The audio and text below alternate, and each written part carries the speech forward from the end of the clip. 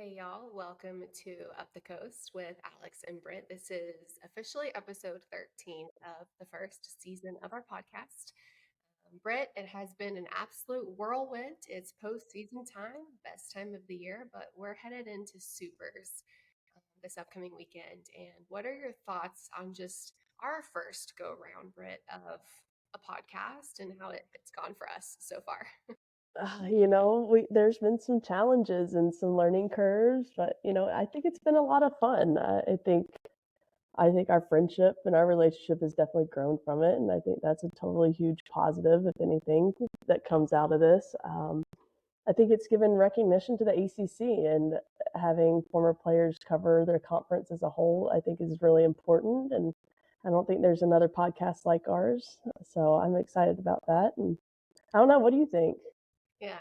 So basically, I mean, even if our podcast stinks, we're still winning because we became closer and we got to That's do right. something that we enjoyed all season long. No, I'm just joking. But no, I agree. I think it has been an absolute learning curve. But I will say I feel closer to the ACC than I ever Hmm. have. Even I almost feel like during playing because I just wasn't as well versed in the teams and the Hmm. opponents.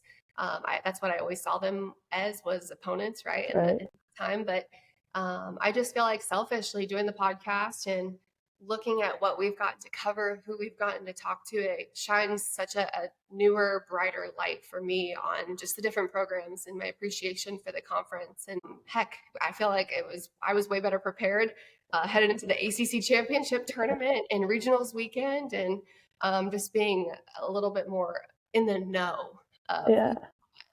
who's been looking really good. I tell you what, though, we never got told no. Like anytime we wanted, like people were so willing, coaches, SIDs, and the ACC were so willing to talk to us and be involved and wanted to be involved, and that was such a shocking, not I guess not shocking, but it was a nice surprise. Like everybody wants to grow the ACC and show off the talent they have, and that was awesome.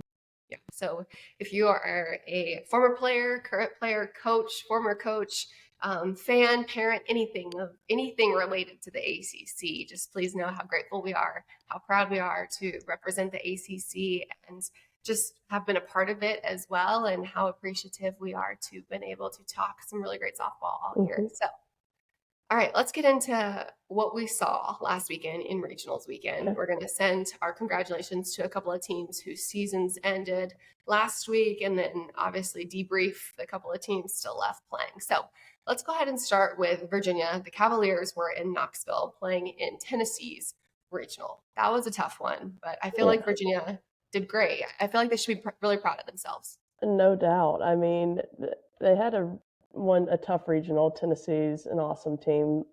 I have a really good feeling that they're going to beat Alabama this weekend, make it OKC. But what they did against Miami, Ohio, who hit what is 160 home runs this year, hadn't been shut out once this season. It's like I don't know, something stupid like 49-9, and Eden Bigham goes out there and shuts them out twice.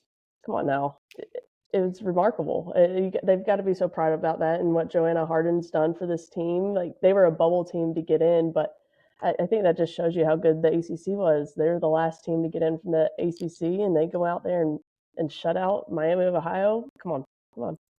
No, I completely agree. Super impressed with just Virginia and what Coach Hardin has been able to do. It was their first NCAA tournament in 14 years. And I Hmm. just think going into a regional like Tennessee's and just giving even the other opponents a run for their money and like making a statement, I feel like saying, no, we deserve to be here. Getting a couple of wins was so big. And like you said, shutting out one of the best offenses, the most powerful No offenses in the doubt. country just speaks to what Virginia has been doing all year, of course, led in the circle by Eden Bigham. So Yeah, you really good said it. Statement. I think they made a statement for sure.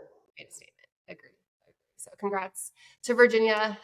It's been awesome watching you guys this year and super exciting. I think what's ahead and knowing what you can do now is just Yeah. super encouraging. So all the good things to look forward to. Clemson in Tuscaloosa. So what do you have on the Tigers, Britt? My heart hurts.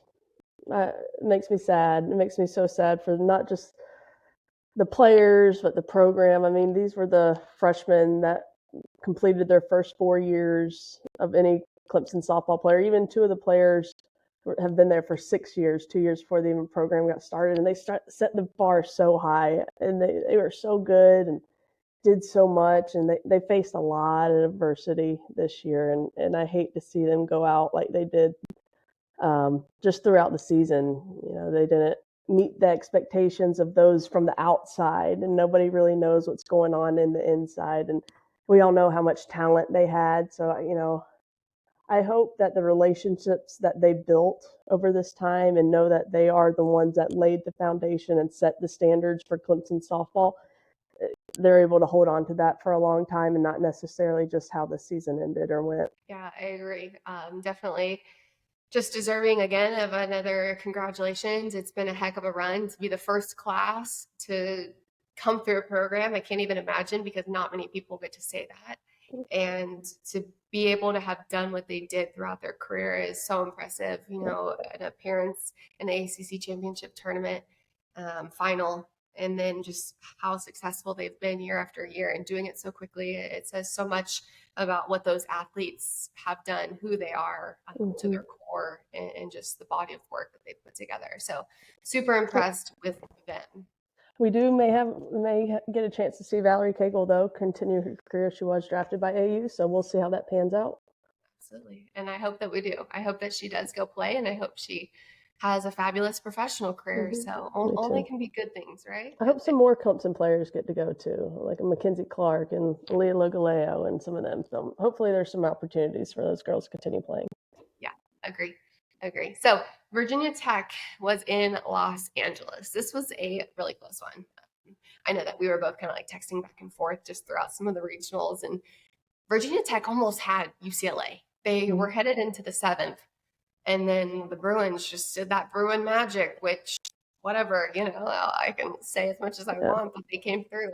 Yeah, it's Charlize Palacios again in the 7th inning, and they're a tough team to shut down, and especially at home. And I felt like Virginia Tech got that first win against San Diego State, went to the 7th inning with the lead, and then gave it up against UCLA. And it was probably like a little bit of a flashback going back to when Keely Rochard was there, and they were in supers. And it felt like after that team was just deflated and came out the next day and lost to Grand Canyon, to a team that they had lost to earlier this season. But I think after that late inning loss, that they just were done.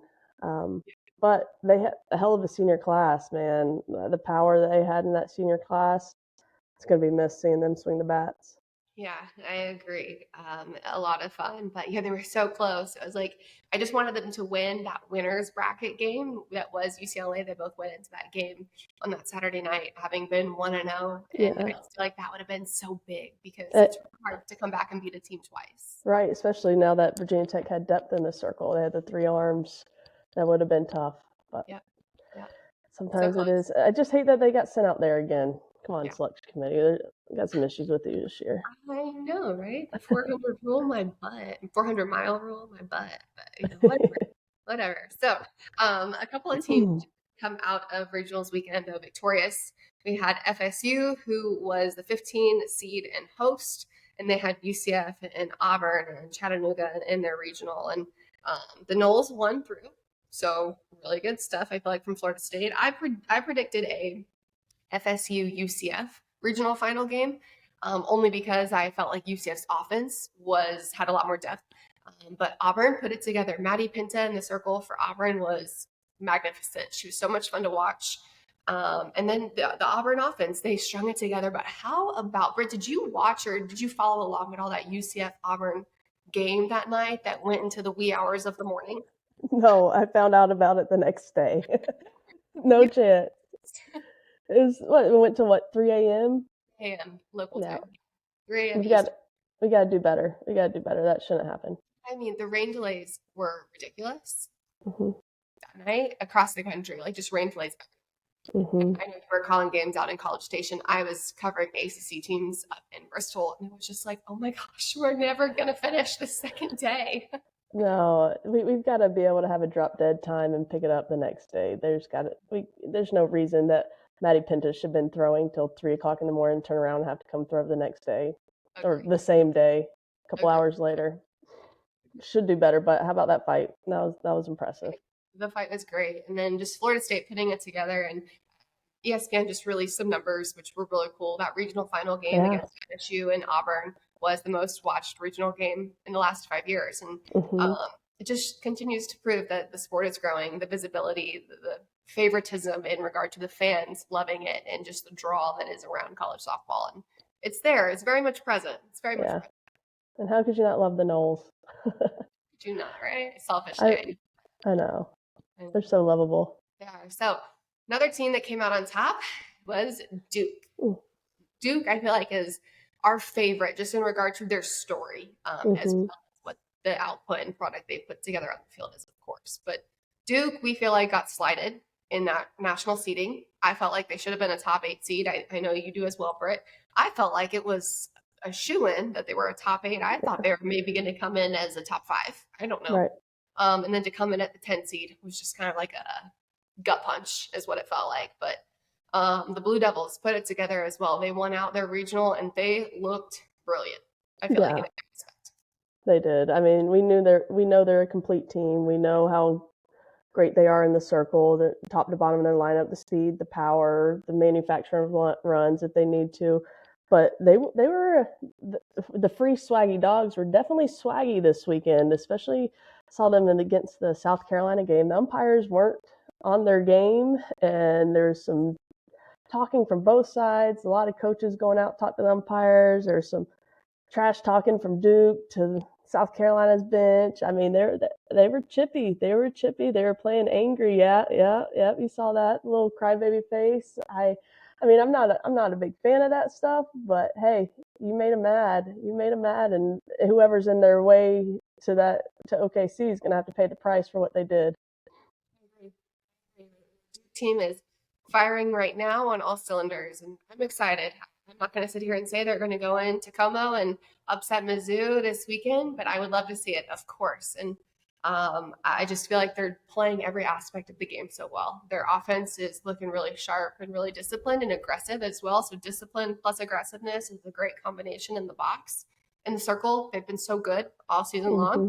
And defense is solid. They're making the routine fundamental plays, which when a team is on the bigger stages and continuing throughout the postseason, that to me is one of the most important pieces of defense, Mm-hmm. making the routine plays. Yes, yes, for sure.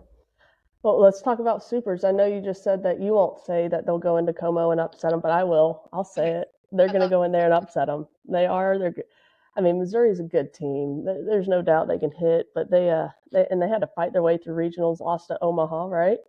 And had to come back and beat them twice, went to extra innings. And Lauren Krings in the circle was outstanding, but that's all they could rely on to get the job done is one arm.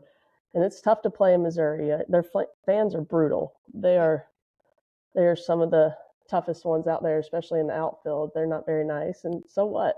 You don't have to be nice. I still beat you, right? But I I don't think know. they What do will you? crybaby faces if things start going up. Yeah, there might be some crybabies in the fans if they start going after these Duke players. I want to say, well, Lauren Kring's the one arm that Missouri could rely on this past weekend, but we give a lot of credit to Cassidy Curd and Jayla Wright in the circle. But when we were at the ACC tournament, we got to see Lily Walker pitch in person. Alex, I was impressed. And I would like to apologize to Lily for leaving her out of this mix because they have three pitchers. We talk about how Jayla's down the zone, Cassie's up the zone. Lily's got one of the most disgusting changeups I have seen. And it doesn't matter what kind of team they're going up against, they have somebody for that matchup and a high elite level pitcher for that matchup. And you don't see that. And I think that's so impressive. No, I think that's a great point. And I do feel like to defend ourselves, I feel like we have mentioned that Duke is definitely like a two-headed monster, but they have so much depth. So, of course, Hmm.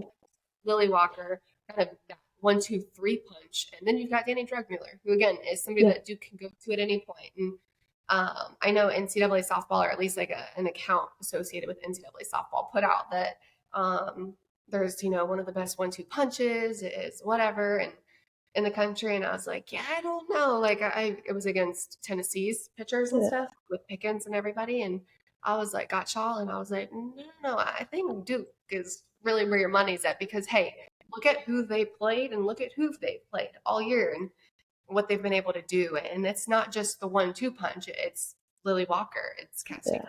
Jailer, right? It's the whole staff. And so yeah, Duke, fire me up because Mm-hmm.